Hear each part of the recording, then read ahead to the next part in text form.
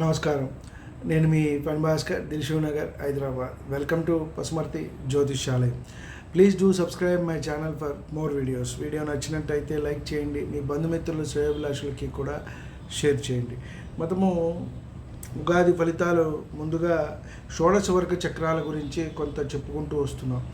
వాటిల్లో ఒక 7-8 చక్రాలు చెప్పుకోవడం జరిగింది. 16 వర్గ చక్రాల్లో ఇంకొక 7-8 మిగలటం జరిగింది. 16 మొత్తం మనం 7-8 చెప్పుకున్నాం అక్కడ. అంటే D12 దాకా వచ్చాం. D12 చెప్పుకున్నాం.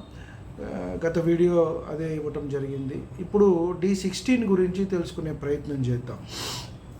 ఈ వర్గ చక్రాలని మనం ఎందుకు తెలుసుకోవటం అంటే మరింత లోతైన విశ్లేషణ చేసుకోవడానికి, లోతైన పరిశీలన చేసుకోవడానికి. ఎందుకంటే వస్తాడు ప్రత్యేకుడు అంటే వ్యక్తి, అమ్మాయి లేదా అబ్బాయి, ఆడవారు లేదా మగవారు మన దగ్గరికి వచ్చినప్పుడు రకరకాలైన అంశాలని అడుగుతూ ఉంటారు. లగ్నం నుంచి కూడా ద్వాదశ భావం వరకు కూడా అనేక రకాలైన అంశాలు ఉంటాయి.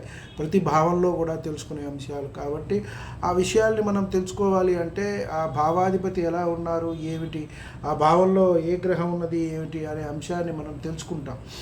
కొంత 1-2 సార్లు మనకి ఆ యాక్యురసీ మిస్ అవుతోంది, మనం చెప్పిన ఫలితం అటు ఇటుగా ఉంది. ఎందుకనంటే ఈ షోడశ వర్గ చక్రాలు మనకి పనికొస్తాయి. కొంత లోతైన విశ్లేషణ చేయటానికి మనకి ఇక్కడ పనికొస్తుంది అని మనం చెప్పవచ్చు. ఇక్కడ మనము షోడశాంశ వర్గ చక్రం, అది షోడశ వర్గ చక్రాల్లో మనకి 16 వర్గ చక్రాలు ఉన్నాయి. ఇది D16, దీన్ని షోడశాంశ అని అంటారు. మనం గత వీడియోలో ద్వాదశాంశ గురించి తెలుసుకున్నాం. ఈ వీడియోలో షోడశాంశ వర్గ చక్రం గురించి తెలుసుకునే ప్రయత్నం చేద్దాం. ముఖ్యంగా ఇది వాహనాలు గురించి మనకి తెలియజేస్తుంది. అలాగే మనకి ఉండే వాహనాలు వ్యక్తికి చూస్తూ ఉంటాం. కొంతమందికి సైకిల్ ఉంటుంది. ఇది వరకు కాలంలో 30-40 సంవత్సరాలంటే సైకిలే గొప్ప. తర్వాత బండి, తర్వాత 2 వీలరు, ఇప్పుడు 4 వీలరు, అది అందరికీ సర్వసాధారణం అయిపోయింది. ఇంకా మనం ఈ వర్గ చక్రాల్లో చూసి చెప్పేది ఏంటి అని అంటే కొంతమందికి అది కూడా ఉండకపోవటం అనేది ఉంటుంది. కొంతమందికి కంఫర్ట్స్ అనేది ఉండవు. కొంతమంది దానిలో కూడా అక్కడ ఉన్న ప్లానెట్స్ని బట్టి, దాన్ని బట్టి ఉన్న స్థానాన్ని ఉంటుంది. 5 లక్షలు కారే, 10 లక్షలు కారే, 5 కోట్లు కారే, 10 కోట్లు కారే. కాకపోతే ఆ వ్యత్యాసం అనేది ఉంటుంది.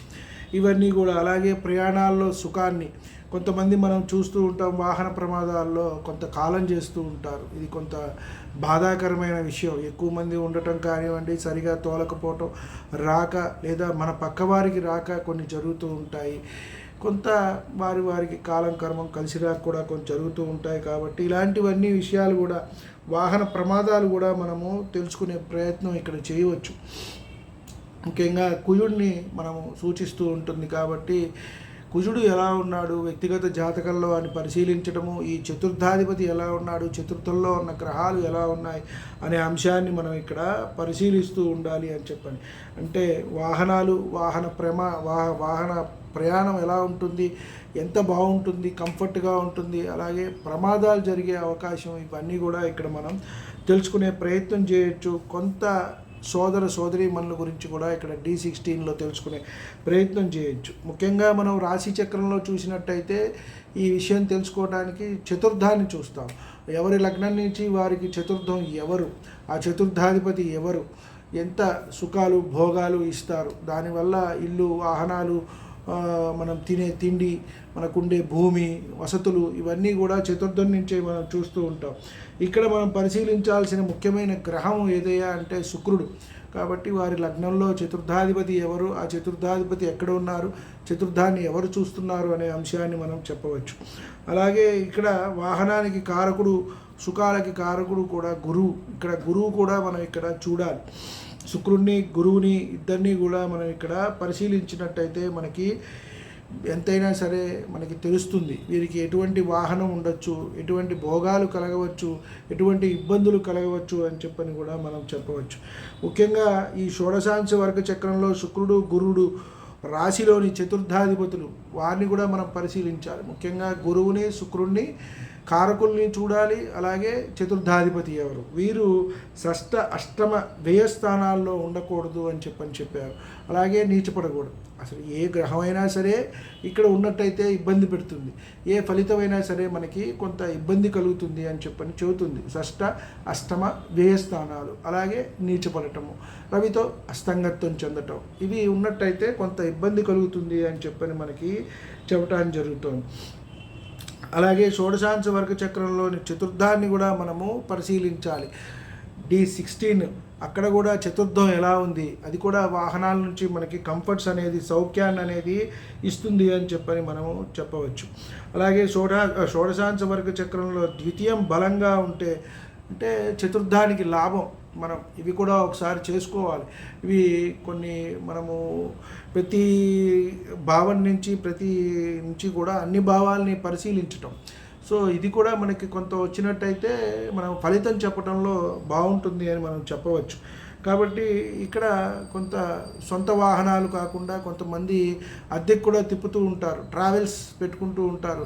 ఎక్కువగా ఒక 10-15 వాహనాలు ఉంటాయి. మనం చూసినట్టయితే బస్సులు చూస్తూ ఉంటాం. ఇలాంటివన్నీ కూడా వీరికి ఎంతవరకు లాభిస్తుంది అనే అంశాన్ని కూడా మనం ఇక్కడ చూసుకోవచ్చు.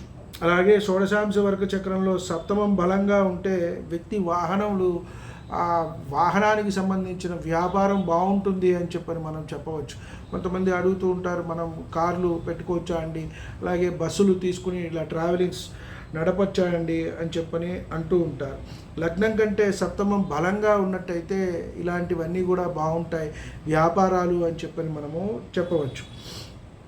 అలాగే షోడశాంశ వర్గ చక్రంలో లగ్నం బలహీనమైతే వ్యక్తి తన సంతోషాన్ని, ఆనందాన్ని, సౌఖ్యాన్ని కూడా ఇతరులతో పంచుకోలేడు. అవన్నీ కూడా కొంచెం అతనికి తక్కువగా ఉంటాయి.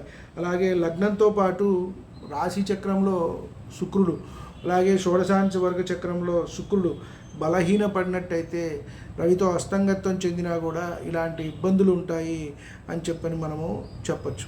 అలాగే షోడశాంశ వర్గ చక్రంలో శుక్రరాహువులు కలిసి ఉంటే వాహనాల్లో దురదృష్టం వెంటాడుతుంది. ఇందాక మనం చెప్పుకున్నాం, యాక్సిడెంట్స్ అవుతాయండి ఎక్కువగా అని. కాబట్టి విపత్తులు కలగటము, వాహనాల్లో ప్రమాదాలు జరగటం, అప్పుడప్పుడు వాహనం నుంచి పడిపోవటము, అంటే అది బైక్ అయినా సరే, 2 వీలర్ అయినా, 4 వీలర్ అయినా, ఆటోలో అయినా కూడా జరిగే అవకాశం ఉంటుంది అని మనం చెప్పవచ్చు. షోడశాంశ వర్గ చక్రంలో రాశి లగ్నాధిపతి మరియు షోడశాంశ లగ్నాధిపతి, అక్కడ లగ్నాధిపతి, ఇక్కడ లగ్నాధిపతి ఎలా ఉన్నారు D16 D1లో, వీళ్ళ యాక్సెస్ కనుక 4, 10, 3, 11, 5, 9 ఉన్నట్టయితే ఇది మంచిది అని మనకి చెప్పారు. 4, 10 ఆస్పెక్ట్ మంచిదే, అలాగే 3, 11 యాక్సెస్ మంచిదే, 5, 9 యాక్సెస్ కూడా మంచిదే అని చెప్పారు. ఆ తర్వాత లాస్ట్లో 1, 7 యాక్సెస్ అనేది కొంత మంచిది అని మనకి చెప్పడం జరిగింది. అలాగే షోడశాంశ వర్గ చక్రంలో చతుర్థానికి లేదా చతుర్థాధిపతికి శుభగ్రహాల సంబంధం, అంటే గురువు, శుక్రుడు, చంద్రుడు, బుధుడు, ఇవి ఉన్నట్టయితే వీరికి మంచి ఉంటుంది. వ్యక్తి రెట్టింపు పొందుతాడు, మంచి కంఫర్ట్ జోన్లో మంచి వాహనాలు, మంచి ఇవన్నీ కూడా ప్రయాణాలు జరుగుతాయి. ప్రయాణాల్లో ఇబ్బందులు అనేవి తక్కువగా ఉంటాయి అని మనము చెప్పవచ్చు.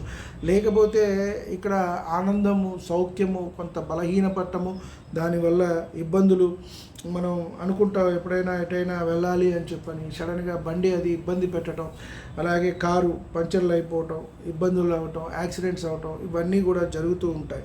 కొన్ని మనం అష్టమాన్ని కూడా పరిశీలించాలి. ఆకస్మికంగా జరిగే అవకాశాలు ఏవైతే ఉంటాయో అవన్నీ కూడా పరిశీలించినట్టయితే మనకి ప్రమాదాలు కూడా జరిగే అవకాశం ఉంటుంది. కాబట్టి దాన్ని కూడా మనం తీసుకోవచ్చు.